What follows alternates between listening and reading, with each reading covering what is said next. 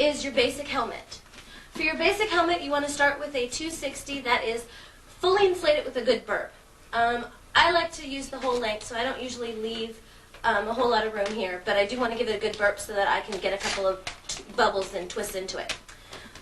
So I usually do it, I start with a little bubble on the end, I measure the head, crisscross it over, and then I flip this around to lock it down.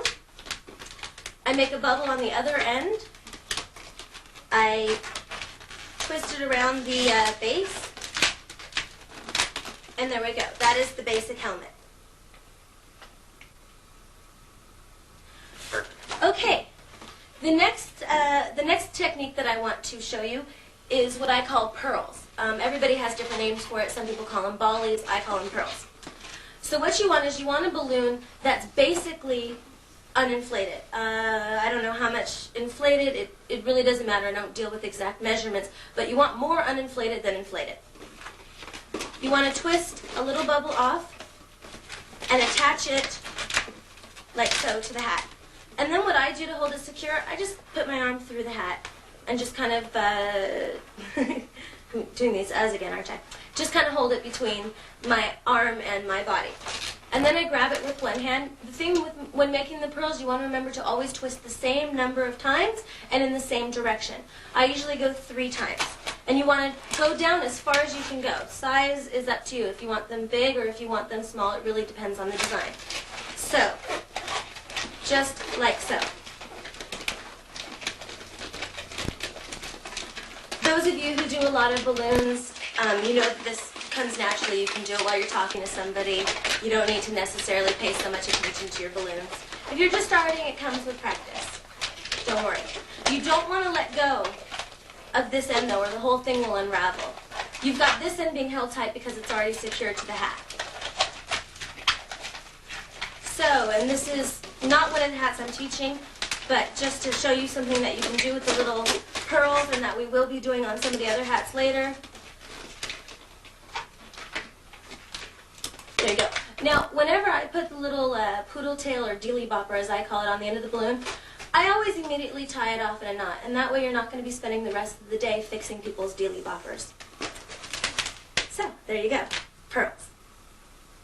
The next thing that we will be looking at is the spiral. Now, there are 2 ways to do the spiral. One is with the pump and one is by mouth. I usually mouth inflate the spirals because that's what's easiest for me.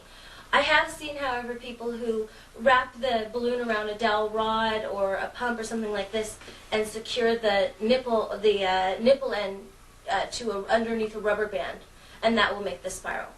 But for me, it's a lot easier to just inflate the balloon first all the way.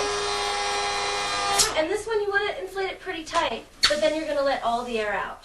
The reason that you want to kind of inflate it just a little bit tight just before that bursting point is because that's going to stretch the balloon much more. And the stretchier the balloon is, or I should say the more stretched out the balloon is, the easier it's going to be to blow it up. So what I do is I wrap it around my fingers, starting at the tips of my fingers. I wrap it around my pointer finger and my middle finger. And then I clip the nipple end between my thumb and my palm, like so. And then you blow it up. For those of you who are just learning how to mouth inflate, remember to blow from your diaphragm, not from your cheeks. Okay, here we go.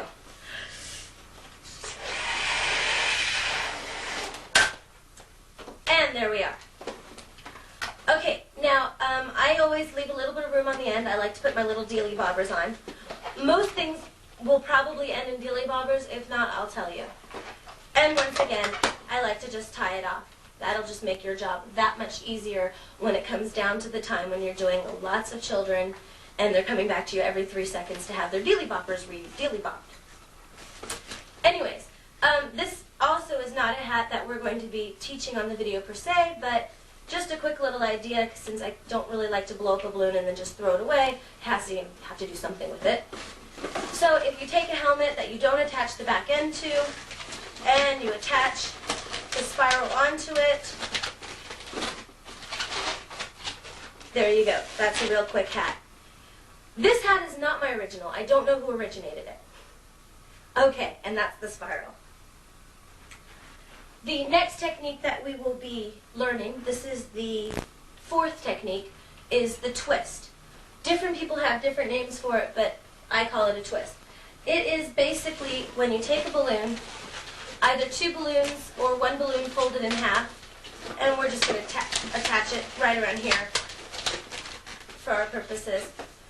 And then you literally twist it together. Some people call it a two-balloon braid, and others call it a twist, others call it a spiral. There's many different names. But that is the twist. We will be using this later on in the video as well.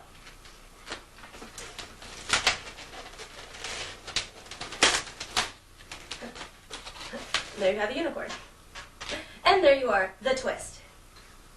Okay, our fifth technique is the flower. I'm just going to really quickly go over it because we'll be using it, but there are probably other videos that go much more in depth into how to make this. Anyways, you want to inflate the balloon all the way, giving it a real good healthy burp before tying it off. You really want it to be pretty soft on all ends. There's going to be a lot of pressure in this balloon later, and you want all pieces to be able to take it.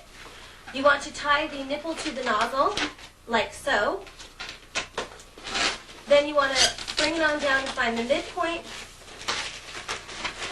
twist it so it's a pair of lips, and then basically measure it off into 3/3. Fold the 3/3 onto themselves and squish them all into the middle and twist.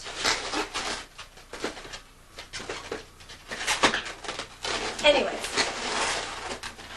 and there you have the flower. Perfect timing! Good timing! Very nice. Okay, the sixth technique is what I call the The sixth technique is what I call the Deely-Boppers. To make a Deely-Bopper, you want to inflate the balloon about that much. It really doesn't matter. There is no exact right or wrong here. But basically, you want it about halfway or so. And then you want to tie it off. Now, the easiest way to get the Deely-Bopper on the end when you have this much balloon, there's not enough pressure to just do it like a dogtail. So I usually twist a little piece off. And then kind of, while keeping that piece twisted and sealed off, just kind of work it up with your hands. And if you're really worried, sometimes it keeps returning on you. Sometimes I just collect the uninflated piece on my finger like this until I get it up to the top. Again, as soon as I'm finished with that, I tie it off. This, again, will save you so much time later. We'll be doing a lot of these Deely-Boppers as the video progresses. Well, now that we've covered our 6 basic techniques, it's time for the fun to start. Let's get on with the hats.